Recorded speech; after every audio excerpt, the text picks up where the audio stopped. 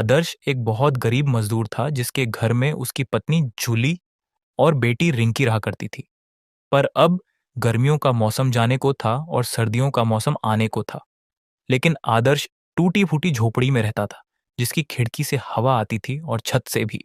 सुनिए जी, क्रिसमस आने वाली है और ठंड भी आने वाली है। और ठंड में घर के अंदर बहुत हवा आती है, तो आपको घर की मरम्मत करवानी चाहिए। मैं कल जाकर अपने मालिक से कुछ पैसे उधार ले आऊंगा ताकि हम क्रिसमस मना सके और अपने घर की मरम्मत करवा सके। यूं ही एक दिन बीत जाता है। अगली सुबह आदर्श अपनी मजदूरी के काम पर जाता है और वह जिसके पास काम कर रहा था उससे कहता है, साहब जी, अगले महीने क्रिसमस है और ठंड भी आ रही है और मेरे घर की छत टूटी हुई है जिससे घर में हवा आती है। अगर मैंने जल्दी उसे ठीक नहीं करवाया तो ठंड में बहुत दिक्कत हो जाएगी। अरे, तो उसमें मैं क्या करूं? मालिक, आप थोड़े पैसे उधार दे देते तो मैं अपने घर की मरम्मत करवा लेता। अरे, अभी तो तूने उतना काम भी नहीं किया है जो मैं तुझे उधार दे सकूं। अभी मेरे पास पैसे नहीं हैं। मालिक, ऐसा मत करो। आप मुझे कुछ पैसे उधार दे दो। मेरी एक छोटी बच्ची है। मैं और मेरी पत्नी तो ठंड सह लेंगे, पर मेरी बेटी नहीं सह पाएगी।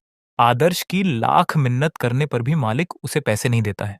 बेचारा आदर्श उदास शाम को घर लौटता है। आदर्श के घर आते ही उसकी पत्नी जूली उससे पूछती है। क्या आप मालिक से पैसे ले आए? मालिक ने पैसे देने से मना कर दिया है। इस बात के बाद जूली भी अब परेशान हो जाती है। दोनों ही इस बात को लेकर काफी परेशान हो गए कि अब सर्दियों में उनका गुजारा कैसे होगा। अभी ठंड आने में पूरा एक महीना बाकी है, तो मैं अगले महीने की 1 तारीख को अपने मालिक से पैसे के लिए बोलूंगा। तब शायद मालिक मना ना करें। हाँ, ये सही रहेगा। फिर एक महीना बीत जाता है। आदर्श अपने मालिक से कहता है, मालिक, अब तो पूरा एक महीना हो गया है और थोड़ी थोड़ी ठंड भी होने लगी है। अरे, अब तो आप मुझे मेरी मजदूरी के पैसे दे दो ताकि मैं उन पैसों से अपने घर की मरम्मत करवा लूं।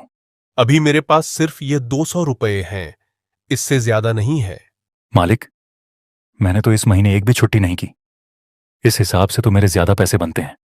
इनसे मेरा क्या होगा? घर की छत ठीक करवानी है, क्रिसमस भी मानना है। मालिक अपनी बातों में आदर्श को फंसा देता है और आदर्श के ज्यादा बहस करने पर उसे काम से धक्के मारकर निकाल देता है। कम पैसे मिलने और काम से निकाले जाने के बाद आदर्श बहुत परेशान हो जाता है। उसे समझ नहीं आता कि आगे क्या करे। वह अपने घर पहुंच जाता है। अरे, इस बार भी मालिक ने पूरे पैसे नहीं दिए, और तो और आपको काम से भी निकाल दिया। अब घर कैसे चलेगा और ठंड में हमारा क्या होगा? मैं कहीं और काम ढूंढता हूं। इतना कहकर वह उन पैसों से घर में राशन भरवाता है और अब उसके पास पैसे खत्म हो गए। कुछ दिनों तक आदर्श यहाँ वहाँ काम की तलाश में भटकता है, पर उसे कहीं काम नहीं मिलता। वहीं दूसरी ओर अब ठंड भी धीरे धीरे बढ़ने लगी थी और रात के समय आदर्श के घर में ठंडी हवा खिड़की और छत से आनी शुरू हो गई थी। ठंडी हवा की वजह से अब आदर्श, उसकी पत्नी और उसकी बेटी पूरी रात ठंड में कांपते रहे।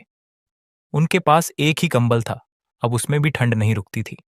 एक रात बहुत ठंड पड़ रही थी और तेज ठंडी हवाएं चल रही थीं, जिसकी वजह से आदर्श की बेटी रिंकी को तेज बुखार हो जाता है। वो पूरी तरह तप रही है। अरे, मेरे पास तो एक पैसा तक नहीं है। हम रिंकी को डॉक्टर के पास कैसे लेकर जाएंगे? कुछ तो करना होगा, वरना रिंकी की तबीयत रात में और बिगड़ जाएगी। देखिए ना, कुछ तो कीजिए। दूसरी ओर रिंकी ठंड से कांप रही थी। आदर्श को कुछ समझ नहीं आ रहा था कि अब वो क्या करें। अब आदर्श रिंकी को अपनी गोद में उठाता है और हॉस्पिटल की ओर निकल जाता है। जूली भी उसके पीछे पीछे चल पड़ती है। बहुत दूर तक पैदल चलते चलते दोनों थक जाते हैं और आदर्श रिंकी को लेकर एक घर के बाहर जहाँ क्रिसमस का पेड़ लगा हुआ था, बाहर उस घर के अंदर लोग क्रिसमस पार्टी एंजॉय कर रहे थे। मुझे रोना आ रहा है अपनी लाचारी पर कि हमारे पास पैसे नहीं हैं कि हम अपनी बेटी को हॉस्पिटल तक ले जा सकें। बाहर सीसीटीवी कैमरा होने की वजह से सभी लोग आदर्श को देख लेते हैं और उसकी सारी बात सुन लेते हैं। हमें इस परिवार की मदद करना चाहिए। इतनी ठंड में ये व्यक्ति अपनी बीमार बच्ची को कहाँ लेके जाएगा? हमें जल्दी से इस बच्ची का इलाज करवाना होगा। वो सभी लोग इतना कहते ही हैं और उधर रिंकी के दिल की धड़कनें अब तेज हो रही थीं। फिर आदर्श उठाता है और अपनी बेटी को लेकर हॉस्पिटल की ओर दौड़ लगा देता है। अरे, वो परिवार कहाँ गया? लगता है वो पास ही के किसी अस्पताल में गए होंगे। हमें जल्दी चलना चाहिए। और उधर कुछ दूर चलने के बाद वो जूली के साथ रिंकी को लेकर हॉस्पिटल पहुंच जाता है। लेकिन अफसोस, उसके पास पैसे ना होने पर डॉक्टर रिंकी का इलाज करने से इनकार कर देते हैं और आदर्श, जूली और रिंकी को अस्पताल से बाहर कर देते हैं। अस्पताल की सीढ़ी पर आदर्श अपनी बेटी को गोद में लिए बैठा रो रहा था। दूसरी ओर ठंड धीरे धीरे बढ़ती जा रही थी। ज्यादा ठंड होने की वजह से अब तीनों ही बुखार से जूझ रहे थे और तीनों ही हॉस्पिटल की सीढ़ी पर बेहोश हो जाते हैं। अरे वो रहे, देखो ये हॉस्पिटल के बाहर ही बेहोश हो गए हैं। हमें इनका जल्दी से इलाज करवाना होगा। तीनों को हॉस्पिटल के अंदर ले जाया जाता है और उनका इलाज शुरू होता है। अगली सुबह जब आदर्श की आंख खुलती है तो वो खुद को हॉस्पिटल के अंदर बेड पर पाता है। यह देख आदर्श के मन में बहुत से सवाल आते हैं। मुझे कौन लाया? जूली और रिंकी कहाँ हैं? इतने में उसके सामने वो डॉक्टर आता है जिसने उसकी बेटी को पैसा ना होने की वजह से एडमिट नहीं किया था। मुझे अंदर कौन लाया? हॉस्पिटल के मालिक और मालकिन खुद तुम्हारे परिवार को यह पर लाए थे। तुम और तुम्हारा पूरा परिवार हॉस्पिटल के बाहर बेहोश हो गया था। हॉस्पिटल के मालिक के कहने पर तुमने और तुम्हारे परिवार को हॉस्पिटल में भर्ती करवाया, क्योंकि आप सभी को ठंड लगने की वजह से तेज बुखार हो गया था और अब तीनों ही सीढ़ियों पर बेहोश थे। आदर्श डॉक्टर से उस औरत और आदमी के बारे में पूछता है। वो लोग कहाँ हैं? मुझे उनसे मिलना है। वो रहे। अब आदर्श जाकर उनसे बात करता है। लेकिन आपने हमारी मदद क्यों की? जब आप मायूस होकर उस क्रिसमस ट्री के सामने बैठ गए थे, तब मेरे पति ने और मैंने आपकी सारी बात सुन ली थी और हम आपकी मदद करने के लिए बाहर आने ही वाले थे। लेकिन तब तक आप वहां से जा चुके थे। उसके बाद मेरे पति और मैंने आपको इधर उधर बहुत तलाशा आपकी मदद करने के लिए, लेकिन तब तक आप वहां से चले गए थे। आपका पूरा परिवार हमारे ही अस्पताल के सामने बेहोश मिला और आप बिल्कुल चिंता मत कीजिए, आपका पूरा परिवार स्वस्थ है। यह सुनकर आदर्श उसे धन्यवाद कहता है और फिर आदर्श अपनी बेटी से मिलता है और अपनी पत्नी से भी। अब आदर्श से वो औरत पूछती है, आखिर आपके साथ ऐसा क्या हुआ? आदर्श उसे सारी बात बताता है। हमारे पास पैसे नहीं थे और डॉक्टर ने हमारी मदद करने से मना कर दिया था।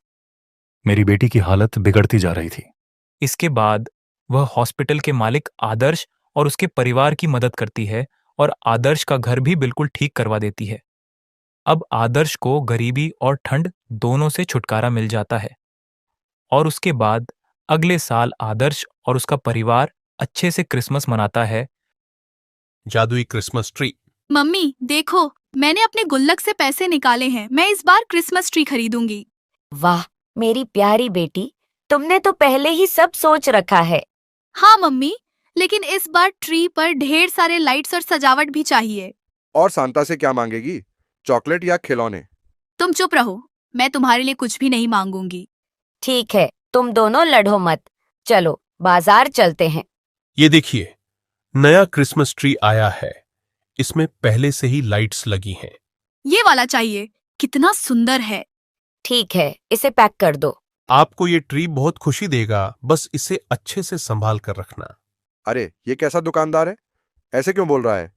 कुछ भी हो, मुझे ये ट्री बहुत पसंद आया। रात में सभी ट्री सजाने में व्यस्त हैं।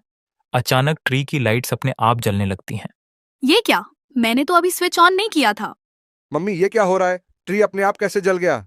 हो सकता है इसमें ऑटोमेटिक फीचर हो। ट्री से अचानक एक जुलीर आवाज आती है। धन्यवाद, तुमने मुझे अपनाया। अब मैं तुम्हारी हर इच्छा पूरी करूंगा। ये ट्री बोल रहा है। मम्मी क्या ये सपना है? मुझे भी समझ नहीं आ रहा, पर ये सच लग रहा है। नीला, कहीं ये जादुई ट्री तो नहीं? हाँ, मैं जादुई हूँ, लेकिन मैं केवल खुशियों के लिए बना हूँ। नीला और रोहन अपनी इच्छाओं की लिस्ट ट्री के पास रख देते हैं। मुझे गुड़िया चाहिए और मेरी मम्मी के लिए एक सुंदर साड़ी। और मेरे लिए एक बड़ा रोबोट। अगले दिन उनके उपहार ट्री के नीचे मिलते हैं। धन्यवाद जादुई ट्री। खुश रहो बच्चों, और हमेशा एक दूसरे का ख्याल रखना। यही क्रिसमस का असली जादू है। पूरा परिवार ट्री के पास बैठकर क्रिसमस मनाता है। सभी हंसते और गाते हैं। जादुई ट्री की लाइट्स चमकती रहती हैं। ये मेरी सबसे खूबसूरत क्रिसमस है। धन्यवाद ट्री। धन्यवाद तो हमें एक दूसरे के लिए करना चाहिए, यही असली खुशी है। और ट्री का धन्यवाद भी, क्योंकि रोबोट भी आया। सभी जोर से हंसते हैं। क्रिसमस की रात जगमगा उठती है।